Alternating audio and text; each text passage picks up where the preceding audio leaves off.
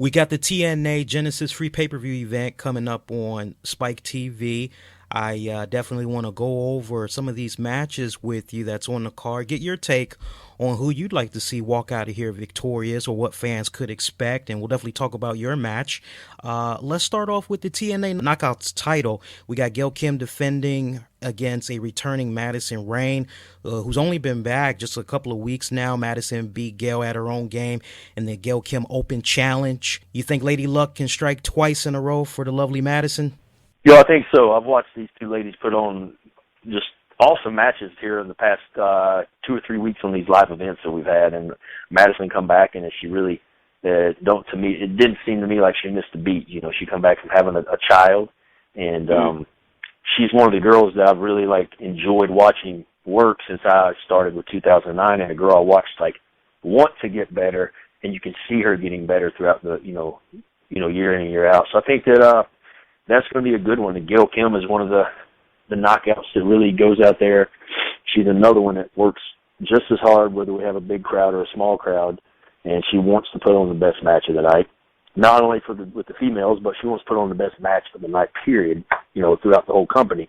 And that's a good way to be. I think everybody should be like that. So my pick for that one, I think, could be Madison Rayne. I think that, that she's got a really good opportunity to take that title. So she knows what she's doing, and she got the fans behind her. So it's going to be interesting to see what unfolds with that one. But I think Madison Rayne.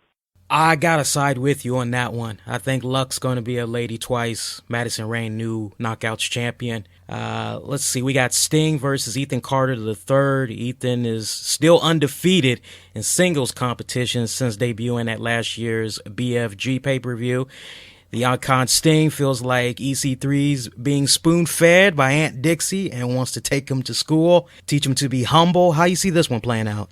Honestly, I hate it for Stinger because I'm a big Sting fan, and he's, obviously one of the greatest. But I think EC3 is going to find some way to sneak one over. You got Rockstar Spud, you have Dixie, Magnus is even in that little faction now. He's the champion, so he may not stick his nose in that, but there's a lot of factors going against Sting getting a pinfall, but Sting has been known to fight many men off and, 1 on 3 or 4 and still, come out on top. But I don't know, with EC3, I enjoy watching him in the ring as far as a performer. His attitude's a little silly, and he wears Crocs, which he tweeted the other day, so I had to take his man card on that one because no man wears Crocs, so I hope he don't wear Crocs. But I really enjoy his work in the ring. He's got his promo skills and everything. But as far as a new guy coming in the company, he's definitely doing a great job. I hate to pick against Sting, but as far as that one, I think EC3 just because of the odds are against Stinger. I gotta side with you. I gotta go with EC3 as well. How about Mr. Anderson taking on Bully Ray? This is a weird development that's been going on right here, especially at Bully's end. I'm not sure what to expect of this because I don't know if this is really going to be a match that we can expect or something on a supernatural level. Yeah, I don't know. I think there's a lot of personal issues going on in that one, and they have had their little spot before with when Ken pretty much turned and got away from the aces and eights stuff, and but Bully's been kind of a thorn in his side lately, and mentioning his unborn children and his wife, and it's been a different development for this storyline, but I think I would pick Ken Anderson for that one. I think Ken's got a lot of built-up frustration right now, and once this match starts, there's no getting out of it. There's no running. I think that Ken's going to be victorious. That's definitely my pick. I want to side with you, but I don't know, man. Bully Ray's been doing some supernatural stuff. I think he's going to be tapping into that. I think some dark forces in a Jedi type of way are going to be coming into play to help him win. Seems like he's always got tricks, up his sleeve. When it came to him holding the heavyweight title, he always has something up his sleeve. But I've been in the ring with Ken too, and Ken is he's definitely a fighter. Yeah, it's a mix, but I we'll see what happens. Yeah, it's close to call. We got two more matches here. We got probably one of the main biggest ones that a lot of fans are going to be paying attention to. Kurt Angle taking on Bobby Roode. A lot at stake right here, as if Angle loses, he will never be inducted in the TNA Hall of Fame. Bobby Roode has had Kurt Angle's number on at least 3 occasions recently. Some would argue 5, but in either case, he's had the 1996 Olympic gold medalist number. What do you think fans can expect of this match? Yeah, it's guys, these two guys right here, you never know what to expect because you go back to Bound for Glory, 2011, I believe is when him and Bobby wrestled for the title. And so Bobby, I think, is going to go back and have that in mind, too, that he didn't win that night, and that was a big night for him. But this is a really big feud going on. First of all, Kurt Angle is a machine in the ring, and he will do anything to win, and we've seen that. We've seen that in the 1996 Olympics. We've seen that every time he went, wrestled for a heavyweight title. But then you have Bobby Roode, too, who I think, in my personal opinion, is one of the best in TNA right now. And he's a guy that doesn't quit either.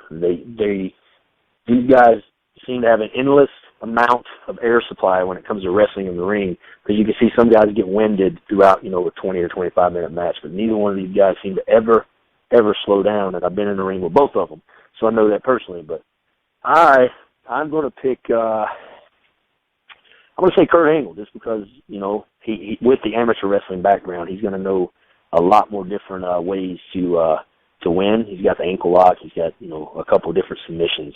I'm going to pick Kurt Angle on this one. I'm with you on Kurt Angle. I think just the fact alone that Bobby Roode has had his number on a few different occasions in 2013 going into this year, I think Kurt Angle has a huge chip on his shoulders. I definitely would dare say he's going to be going all balls out over Roode. Yeah, I'm with you on that one. And, of course, we got your match. You're going to be taking on the Cowboy, James Storm. Ladder match for your Feast or Fired briefcase. I mean, you guys former tag champions, and now you're going to be looking at each other opposite sides of the ring. What is your mindset going into this match? My mindset is totally different going into this match than it has been for any match ever in my career, just because of what is on the line. I mean, it's the World Heavyweight title shot. I got my opportunity here to shine, to take this briefcase and cash it in and become a World Heavyweight Champion. James Storm's tasted the gold before. When it comes to a World Heavyweight title, other than the tag team titles, I've never had that single shine yet. And I am going to give it everything. I've been working harder in the gym than I usually work, which is, to me, insane. And some people say the same thing. I've been doing a lot more cardio. I'm a firm believer of watching matches. I still watch stuff from the 80s and 90s and just try to learn and be better. And going into this match, it's not a wrestling match anymore. I think it's going to be more of a fight. Me and him had a pretty good knockdown drag out a couple weeks ago in Impact where, it just ended in a double count out. And we're really at each other's throat right now. We set our differences aside a little bit this past weekend and did some tag matches, but when it comes down to it, he's upset that I pretty much stepped over him to get the briefcase, but in reality, he would have done the same exact thing.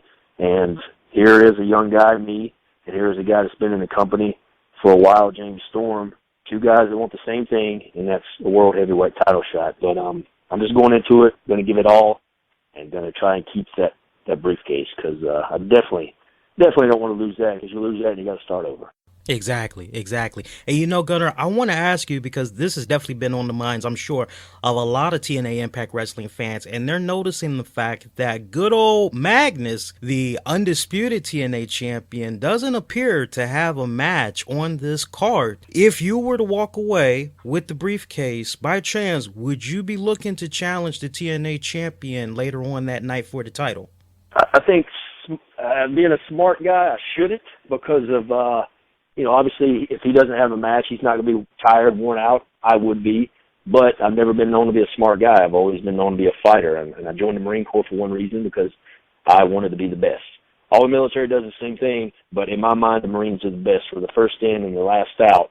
And in my career, I try and keep it the same way. I'm pretty silly sometimes, but I'm a fighter. I don't like to back down from anything, and I think that if I win the match with James, that it could be a huge possibility that I cash it in and call him out that night. Because there's 2 times I've called him out already, and one night he was supposedly across the pond having a party, and the next night or the next week he just kind of denied me my opportunity there. So I'm a little irritated with him right now. I know that's right. I don't blame you. I don't blame you one bit.